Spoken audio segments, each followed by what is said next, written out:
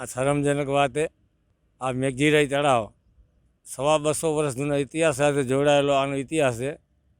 સ્વામિનારાયણ ભગવાનના વન વિચરણ એની અંદર કચ્છની જે પરિક્રમા જે છે એની અંદર આવતો આ તળાવનો ઉલ્લેખ છે. એટલે આજથી 250 વર્ષ પહેલાં આ જે મેઘજીરા તળાવ છે એની અંદર ઘનશ્યામ મહારાજ પોતે નાહતા, સ્નાન કરવા માટે આવતા અને અહીંયાથી ભુજ જતા, એવા ઇતિહાસની અંદર એવા અનેક જગ્યાએ એનો ઉલ્લેખ છે. આ તળાવના વર્ષોથી માધાપરના સીમાડાઓમાં જે મુખ્ય તળાવો જે છે, કારીમારી, જખવારી, જગાવારી, મેઘજીરાઈ, કરસનવારી, પીરવાડી, આવી તળાવો વર્ષોથી માધાપરના સીમાડાઓની અંદર જે તળાવો હોય એ પૈકીના તળાવે છેલ્લા લગભગ 12 મહિનાથી, છેલ્લા 5 વર્ષથી આ ગામના જે નવું સીમાંકન ખેતીવાડીના નકશાના જે સેટેલાઇટ માપણી કરવામાં આવી ત્યારથી આ તળાવો ચડાવવા માટે સરકારની અંદર અવારનવાર સરકાર પાસે માંગણી કરવામાં આવીને એને ચડાવી અને એનો માપણી કરી અને નકશાની અંદર બેસાડવામાં પણ આવીને હુકમ પણ થયા. આજે એમાંથી એ પૈકીની આ 6 તળાવ થઈ માધાપરની, એમાંની આ મેઘજીરાઈ તળાવ. કલેક્ટરે લગભગ 5 મહિના પહેલાં તળાવનો ઓર્ડર કરી અને નકશા પર બેસાડી DLLની માપણી કરાવી અને કાયદેસર દરેક પંચાયતોના સીમાડામાં આવતા પંચાયતને ઓર્ડર કરવામાં આવ્યા કે આવી તળાવોનું પંચાયત જતન કરે, એનામાંથી આવતા પાણીના મેળોને સાફ સફાઈ કરી અને જળ સ્ત્રોત કાયમી જળવાઈ રહે એવા પ્રયત્ન કરવામાં આવ્યા. અને એ પંચાયતો સુધી એના હુકમ પણ પડ્યા.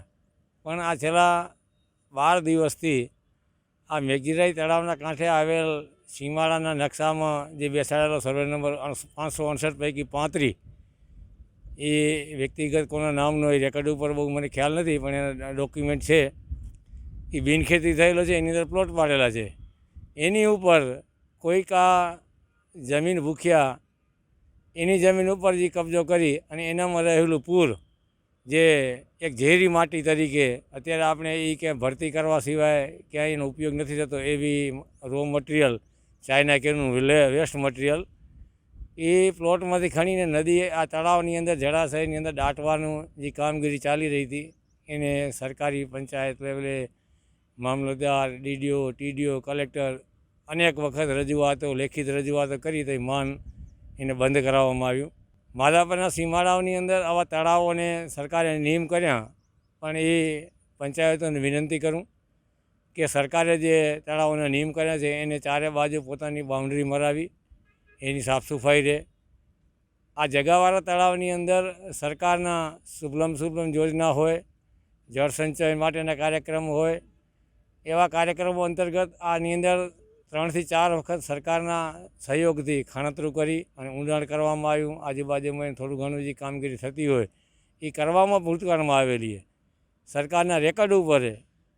માત્ર આના ઉપર જે સરકારના જે ચારે બાજુ અત્યારે તમે જોશો કે આ તળાવના એક કાંઠે સ્વામિનારાયણ મંદિરની ભગવાનની છતેડી, જેને પગલાં પરમ 200 વર્ષથી એક એ ધાર્મિક જગ્યા તરીકે માધાપર નવા સ્વામિનારાયણ મંદિરના સંયોજનથી અને સરકાર પાસે લીઝમાં લીધેલી જમીનથી વૃક્ષારોપણ વાવી અને એનું જે જતન કરવામાં આવી રહ્યું છે.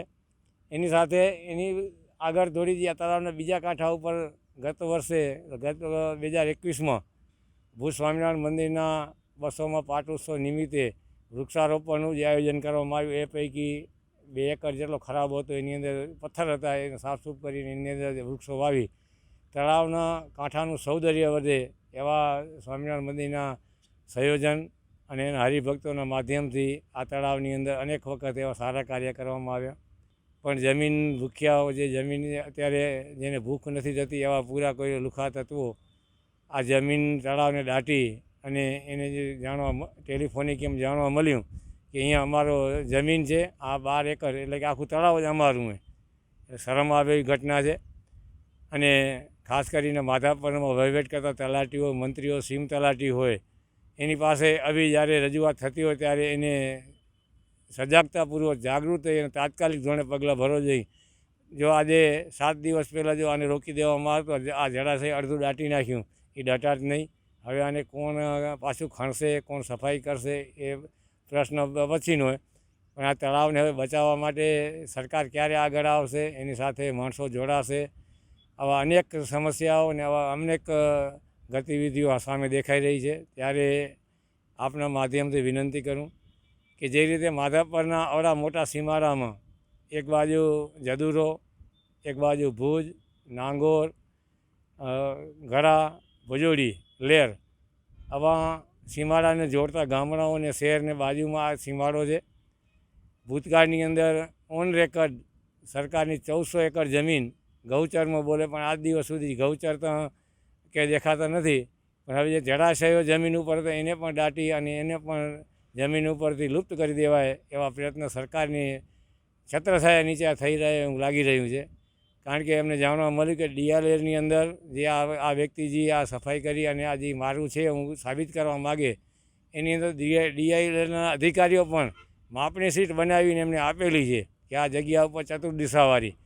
તો આવા ગુનાહિત પ્રવૃત્તિને રોકવા માટે આ વિસ્તારના ચૂંટાયેલા પ્રતિનિધિઓ, તાલુકા, જિલ્લા પંચાયત, ધારાસભ્યો, સંસદ સભ્યો એને પ્રજાના અવાજને વાચા આપવી જોઈએ અને ખરેખર સરકારની અંદર જો આવી ગેરરીતિ થતી હોય તો એને અટકાવવી જોઈએ.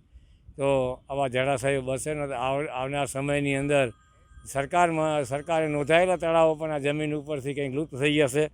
તો આવું આવનાર સમયમાં ન બને એવા આપણે સૌ પ્રયત્ન કરીએ અને ખાસ કરી અને માધાપરની જનતાને વિનંતી કરું કે આપણા માધાપરના સીમાડામાં આવી ગેરપ્રવૃત્તિ ચાલતી હોય ત્યારે આપને આમાં નજરમાં આવે, સાર્વજનિક નદી નાળા હોય, આવા જળાશયો હોય, એનું કોઈક આવું દબાણ કરી અને કબજો કરવાની ટ્રાય કરતા હોય ત્યારે આપણે જાગૃત રહીએ.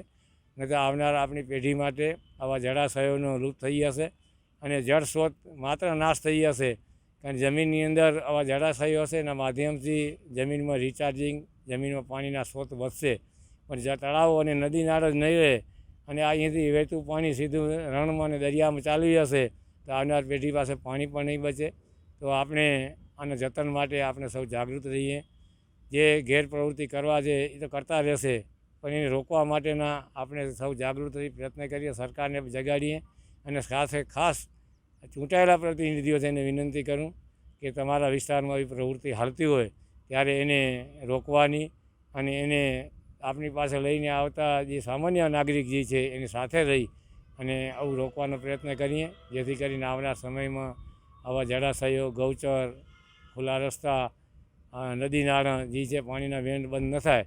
આપણે જોતું હશે કે મોટા શહેરોની અંદર થોડો ઘણો વરસાદ આવે તો આખા શહેરોની અંદરથી બજારોમાં પાણી, દુકાનો ડૂબી જતી હોય. આ જો આ પરિસ્થિતિ રહી તો આવનાર વર્ષો પછી આપણા આ સીમાડાની અંદર, આપણા ગામોની અંદર આ જ પરિસ્થિતિનું નિર્માણ થશે. કારણ કે ભૂતકાળની અંદર પાણીના વેણોને આપણે રોકી અને એને બીજી જગ્યાએ ડાયવર્ટ ન કરી કુદરતી વેણ એની જગ્યા પોતે કરે અને ન મળે તો એ જ્યાં નુકસાન કરે એવા આવનાર આપણી પેઢી નુકસાનીમાં ન પડે અને આપણે આવું જતન કરીએ એવા આપણે સૌ સાથે અપીલ કરશું. ખૂબ ખૂબ ધન્યવાદ. આભાર. મુરલી બેકરી, સિન્ફુલી ડિલિશિયસ, અંજાર અને ભુજમાં સ્વાદનું વિશ્વાસપાત્ર નામ. દરરોજ તાજી અને ગુણવત્તાસભર બેકરી પ્રોડક્ટ્સ હવે તમારા શહેરમાં. અમારી વિશેષતાઓ: લાઈવ કેક, ભાજી પાવ, જન્મદિવસ, એનિવર્સરી, પાર્ટી તેમજ દરેક શુભ પ્રસંગ માટે ખાસ ઓર્ડર સ્વીકારવામાં આવે છે. Keep refrigerated, eat immediately. Murli bakery, Anjar and Bhuj. Order માટે સંપર્ક કરો. અંજાર +91 999 134 45050. ભુજ +91 75758 06666.